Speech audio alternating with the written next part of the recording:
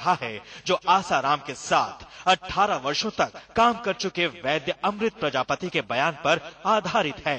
प्रजापति के बयान से इंडिया न्यूज का कोई लेना देना नहीं है। वैसे प्रजापति का दावा है कि उनके बयान में सच्चाई है। नमस्कार, मैं हूं आंचल आनंद। आज भी आसाराम को राहत नहीं मिली। 30 सितंबर तक आसाराम जेल में ही रहेंगे। 1 अक्टूबर को राजस्थान हाईकोर्ट में जमानत अर्जी पर फिर से सुनवाई होगी। जैसे जैसे आसाराम के जेल में रहने की मियाद बढ़ती चली जा रही है, वैसे वैसे आसाराम पर एक से बढ़कर एक खुलासे सामने आते जा रहे हैं। आज जो खुलासा इंडिया न्यूज करने जा रहा है, उसे सुनकर आपके होश उड़ जाएंगे। बिना देरी किए आपको एक एक कर खुलासा करने जा रहे हैं। आसाराम लड़कियों का शिकार करते हैं, शिकारी हैं आसाराम। ये खुलासा उनके सबसे पुराने और सबसे राजदार वैद्य अमृत प्रजापति ने किया है। पूरे 18 साल तक आसाराम के साथ रहने वाले इस वैद्य ने जो कुछ भी कहा है, यकीन मानिए उसे सुनकर आप अंदर तक हिल जाएंगे। एक दूसरे को पसंद कर दिया, जैसे कुत्ता कुत्ती पसंद कर लेते हैं एक दूसरे को, और फिर काटते रहते, भौंकते रहते, भौंक भौंक भौंक भौंक, फिर एक दूसरे को काटते।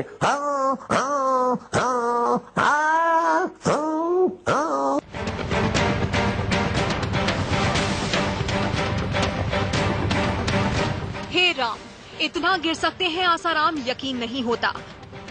आज इंडिया न्यूज आपको आसाराम की ऐसी असलियत दिखाने जा रहा है जिसे देखकर आप अंदर से हिल जाएंगे। आप कहेंगे नहीं, ये नहीं हो सकता।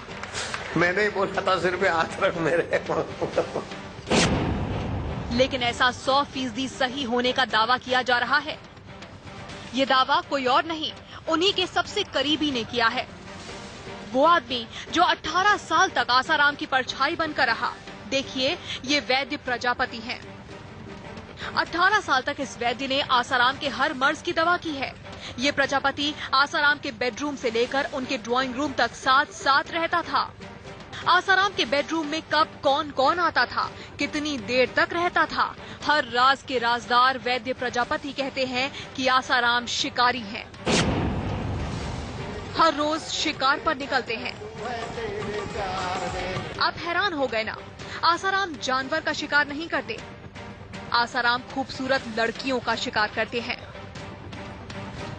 उनको रोज एक नई लड़की चाहिए और रोज नई लड़की के साथ उनको सोना होता है। सुना आपने, 18 साल तक आसाराम के साथ सेकंड बिताने वाले वैद्य प्रजापति क्या कह रहे हैं। अभी भी आप नहीं समझ पाए होंगे तो हम आपको वैद्य प्रजापति के कहने का मतलब समझाते हैं। प्रवचन के दौरान आसाराम रैंप पर निकलते हैं।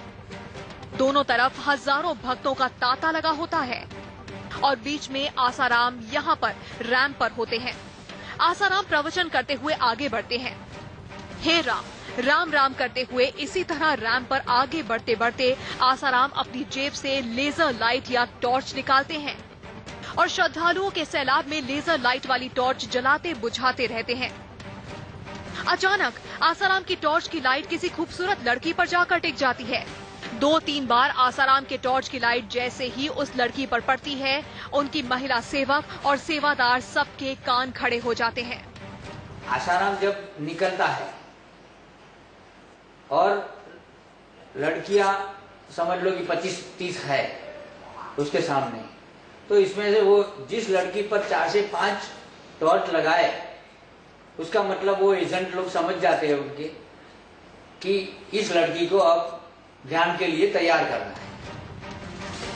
टॉर्च की लाइट जलाकर आसाराम ये बता देते हैं कि बस उन्हें ये लड़की चाहिए ही चाहिए।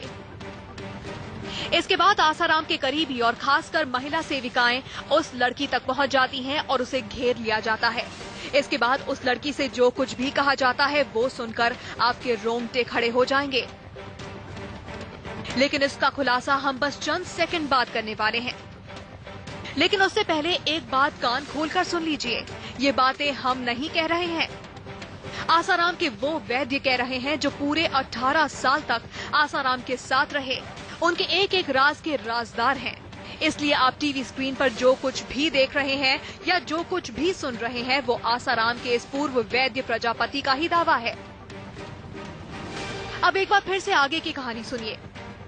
लड़की जब प्रवचन के अड्डे से बाहर आ जाती है तो कई महिला भक्तों के साथ उसे आसाराम के सामने लाया जाता है। फिर एक एक करके आसाराम की सभी महिला राजदार वहां से खिसक लेती हैं। अब 2 से 3 लोग वहां पर बचते हैं। लड़की अकेली होती है। आसाराम के डॉक्टर रह चुके प्रजापति कहते हैं कि अब उस लड़की की मुलाकात आसाराम से कराई जाती है और इस दौरान उसे पीने के लिए दूध दिया जाता है जिसमें ऐसी कमुतेजक दवा मिली होती है जिसे पीते ही लड़की अपना सुध बुध खो देती है। संत का चोगा पहनने वाले आसाराम, खुद को भगवान कहने वाले आसाराम इसी दौरान लड़की को कहीं मुंह दिखाने लायक नहीं छोड़ते। आसाराम के डॉक्टर रहे वैद्य प्रजापति का तो ये तक दावा है कि उन्होंने अपनी आंखों के सामने आसाराम को दुष्कर्म करते देखा है। कई बार देखा हुआ है। और लड़कियों को तो कभी सुबह में 4 बजे निकलते हुए, 5 बजे निकलते हुए, 6 बजे निकलते हुए बहुत बार देखा हुआ है उनकी कुटिया में से। आसाराम के डॉक्टर रहे प्रजापति के मुताबिक ये सिलसिला आज से नहीं बल्कि लंबे वक्त से चला आ रहा है। आसाराम ने आश्रम में अपनी कुटिया को हरम के जैसा बना रखा है जहां ऐसी कहानी 1-2 नहीं दर्जनों है। अहमदाबाद से अरविंद शर्मा की रिपोर्ट।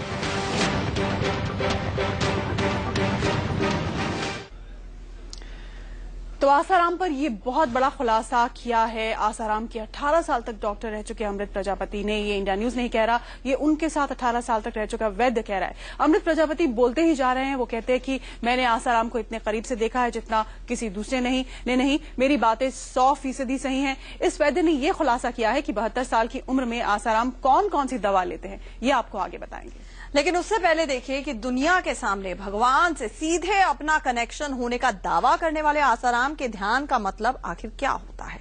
ध्यान जैसे शब्द जिसे सुनकर ही हिंदुस्तान का सिर कहीं ना कहीं झुक जाता है, आसाराम ने इसके मायने ही बदल दिए हैं। ये दावा उस डॉक्टर का है जिसने आसाराम के साथ 18 साल बिताए।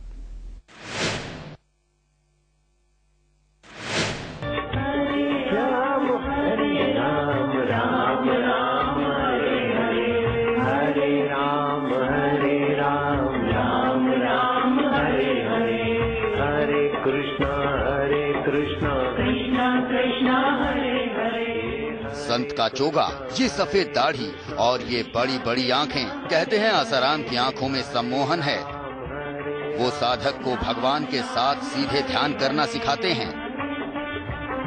लेकिन आसाराम के साथ 18 साल बिताने वाले वैद्य प्रजापति कहते हैं कि झूठ, सब कुछ झूठ। आसाराम के ध्यान का मतलब कुछ और होता है, खासकर तब जब वो किसी लड़की से ध्यान की बातें कर रहे होते हैं। ये ध्यान उनकी परिभाषा है, दुष्कर्म। ध्यान मतलब दुष्कर्म, ऐसा उनके यहाँ का कोड वर्ड है। सुन लिया ना आपने, भगवान से सीधे बात करने वाले, ध्यान के जरिए सीधे ईश्वर से संवाद लगाने वाले आसाराम के ध्यान का मतलब क्या है। लेकिन ये ध्यान और उस पर इतने बड़े खुलासे की बात सामने कैसे आई, वो सुनिए। आसाराम प्रवचन के दौरान रैंप पर जिस लड़की पर लेजर लाइट वाली टॉर्च जलाते हैं, उनके सेवादार उस लड़की तक पहुंचते हैं और फिर उस लड़की से कहा जाता है कि बाबा तुम्हारे साथ ध्यान लगाएंगे। वैद्य प्रजापति के मुताबिक ध्यान के लिए आसाराम की कुछ शर्तें होती हैं। उन्हें सबसे पहले शक्तिवर्धक दवाएं चाहिए होती हैं। इसके बाद आसाराम की शिकार लड़की को तैयार करने का जिम्मा उनकी महिला सेविकाओं पर होता है। इसके बाद शुरू होता है आसाराम का ध्यान योग। तो इसमें से वो जिस लड़की पर 4 से 5 टॉर्च लगाए, उसका मतलब वो एजेंट लोग समझ जाते हैं उनके कि इस लड़की को अब ध्यान के लिए तैयार करना है। ध्यान जैसे गरिमा और भक्ति भाव वाले शब्द का ऐसा इस्तेमाल होगा, ये सुनकर हैरानी होती है। आसाराम के लाखों भक्तों के लिए भी ये करंट के झटके की तरह है। लेकिन चूंकि आसाराम पर जो आरोप लगे हैं वो काफी हद तक ऐसे ही आरोपों से मिलते जुलते हैं, इसीलिए इस तरह की बातों को बहुत बल मिलता है। हालांकि जब तक आसाराम खुद जेल से बाहर नहीं आ जाते, वो खुद ऐसे आरोपों पर जवाब नहीं देते। कुछ भी कहना मुश्किल है। हम आपको एक बार फिर से ये बातें साफ कर देना चाहते हैं। हम आपको वही दिखा और सुना रहे हैं जो आसाराम के 18 बरस तक डॉक्टर रहे वैद्य प्रजापति दावा कर रहे हैं। वैद्य प्रजापति की बातों को सिरे से खारिज भी नहीं किया जा सकता। Arvind Sharma, India News, Ahmedabad.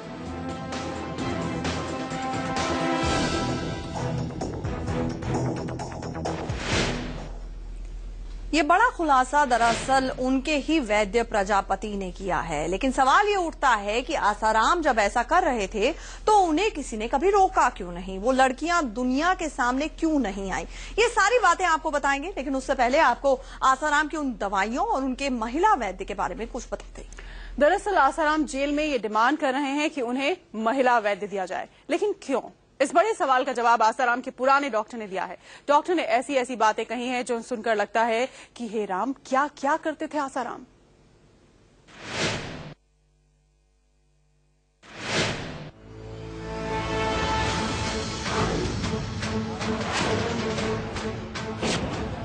सबसे पहले जेल प्रशासन को लिखी गई आसाराम की वो चिट्ठी सुनाते हैं।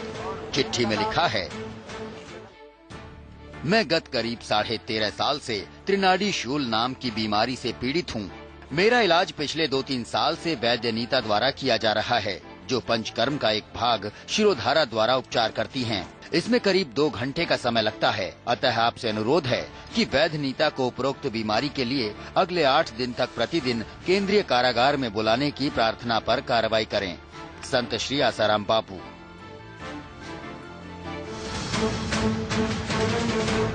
यानी आसाराम को जेल में महिला वैद्य चाहिए। ये महिला वैद्य आसाराम के साथ क्या क्या करती है, वैद्य प्रजापति से सुनिए। वो उनकी जो चिकित्सा करती है उसमें तो ऐसा आता है कि भाई शिरोधारा करना होता है, जिसमें तेल की धारा होती है और सर पे पड़ती है, नस्य दिया जाता है और मालिश किया जाता है। अब ये महिला वैद्य उनकी ये चिकित्सा करती होगी। इतना ही नहीं, आसाराम की महिला वैद्य नीता उनकी सबसे बड़ी राजदार भी है, सबसे करीबी है। इसी के जरिए आसाराम सेक्स वर्धक दवाएं सालों से लेते आ रहे हैं। वैद्य प्रजापति का दावा है कि पहले सेक्स वर्धक दवाएं आसाराम उनके जरिए लेते थे, बाद में काम वैद्य नीता करने लगी। अब सुनिए आसाराम जिन दवाओं को कई सालों से लेते आ रहे हैं, वो दवाएं आखिर है कौन सी?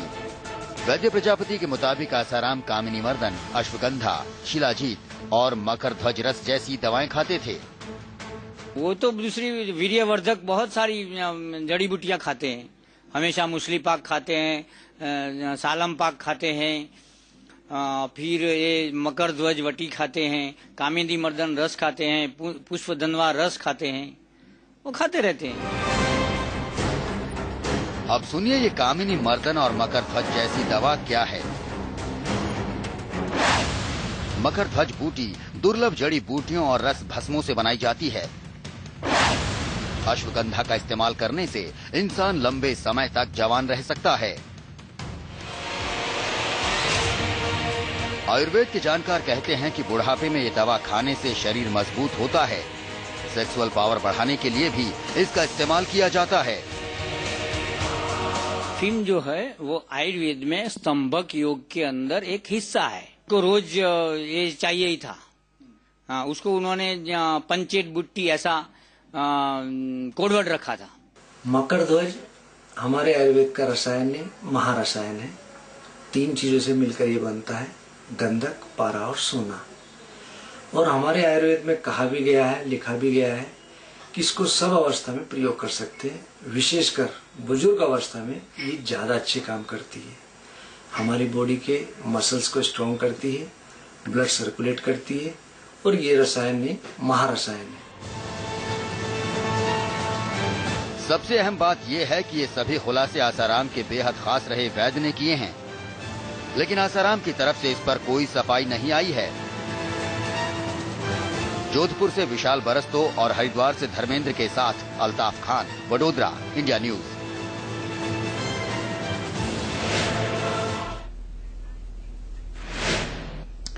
अभी वक्त एक ब्रेक का है। ब्रेक के बाद आसाराम पर एक और बड़ा खुलासा।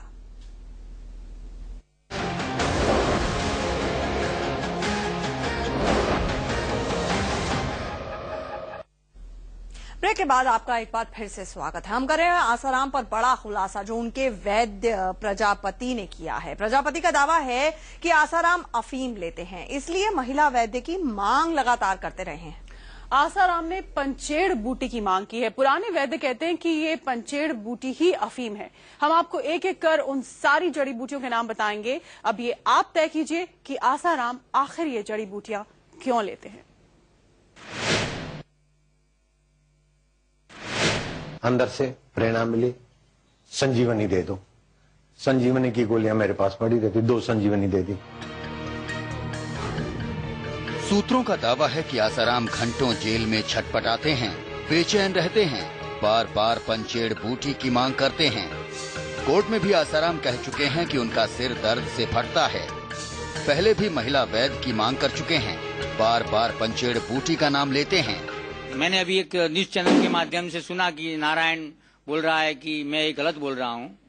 मेरा ये एकदम दावा है कि मैं सच बोल रहा हूँ, और अगर उनको अपनी सच्चाई साबित करनी है और मुझे गलत साबित करना है तो खुद डोपिंग टेस्ट करा ले आसाराम। आसाराम की पंचेड़ बूटी क्या है?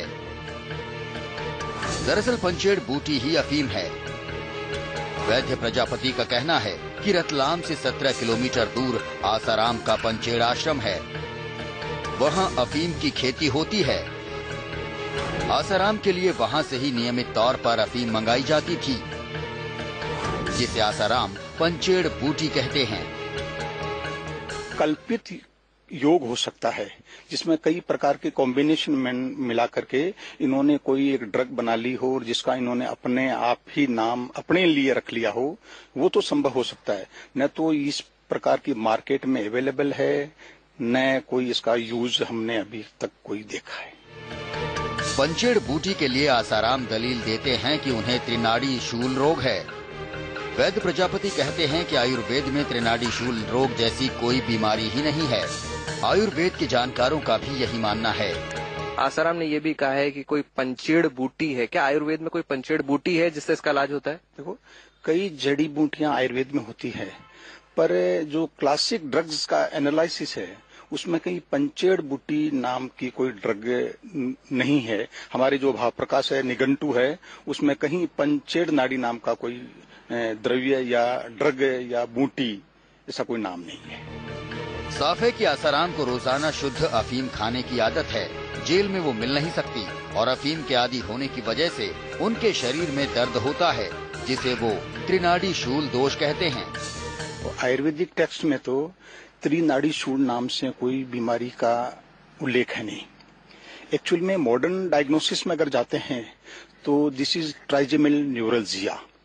ये एक प्रकार की क्रेनियल नर्व है। उस क्रेनियल नर्व की जो ब्रांचेज वो फेस पे आती है, वो 3 भागों में डिवाइड हो जाती है। ठीक है, तो इस पे अगर पेन होने लग जाता है तो उसको ये एक मॉडर्न डायग्नोसिस का हम त्रिशूल नाड़ी इसको कह सकते हैं। सबसे बड़ा सवाल ये है कि आसाराम जिस बीमारी का जिक्र कर रहे हैं और उसके लिए जिस दवा को लेते आ रहे हैं, ना तो वो बीमारी होती है और ना ही वो दवा।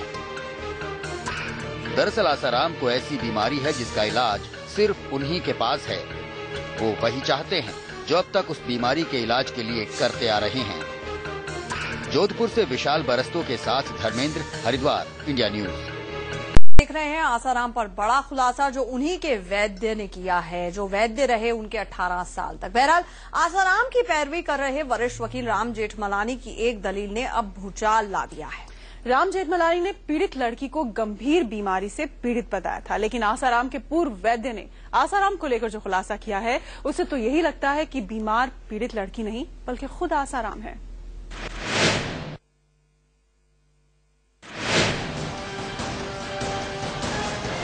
जेल से निकलने के लिए छटपटा रहे आसाराम अपनी सारी मर्यादाएं भूल गए। दुनिया को वो सत्संग सिखाते हैं, लेकिन खुद उन्होंने सिर्फ जेल से जल्दी निकलने के लिए उस मासूम लड़की पर ऐसे आरोप लगाए जिसे सुनना तो दूर, सोचकर भी हैरानी होती है। आज हम आपको बताते हैं कि आखिर आसाराम जेल में देश के सबसे बड़े वकीलों में से एक राम जेठमलानी से ये क्यों कहवा रहे हैं कि लड़की एक खास बीमारी से ग्रसित है। इसकी सबसे बड़ी वजह ये है कि आसाराम खुद बीमार हैं। 18 सालों तक आसाराम के डॉक्टर रहे प्रजापति का कहना है कि आसाराम को हर दिन एक नई लड़की चाहिए। सुनिए आसाराम का पूर्व डॉक्टर क्या दावा कर रहा है। उनको रोज एक नई लड़की चाहिए और रोज नई लड़की के साथ उनको सोना होता है। आसाराम की हालत ऐसी हो गई कि ज्यों-ज्यों दवाली मर्ज बढ़ता ही गया। शायद इसी वजह से वो बौखलाए हुए हैं। वो किसी भी कीमत पर जेल से बाहर आना चाहते हैं क्योंकि उन्हें वहाँ रात को नींद नहीं आती। लेकिन अपनी बीमारी दुनिया से छिपाकर आसाराम लड़की पर अनाप शनाप आरोप लगवा रहे हैं। आगे बढ़ने से पहले आसाराम के वकील राम जेठमलानी का दावा सुन लीजिए। मैं तभी कल कोर्ट को कहा है कि वो इसकी बीमारी क्या है। मैं तो समझता हूँ कि बड़ी बीमारी है, कोई इसका दिमाग ठीक नहीं है।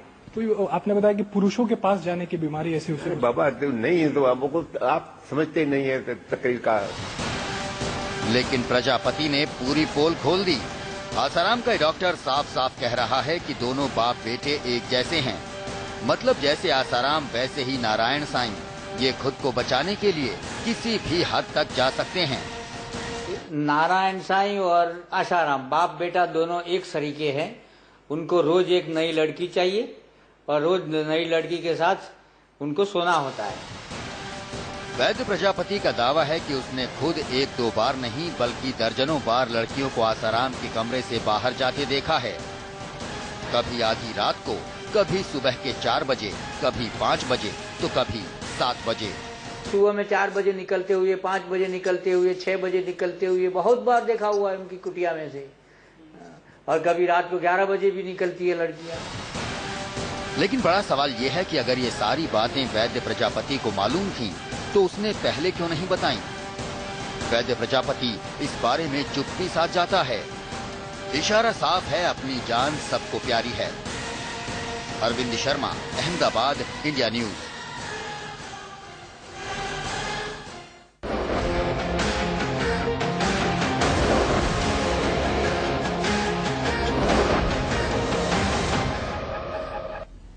तो अब तक आप देख रहे थे आसाराम पर उनके वैद्य रह चुके व्यक्ति का सबसे बड़ा खुलासा इंडिया न्यूज पर। और अब हम रुख करेंगे बाकी खबरों का।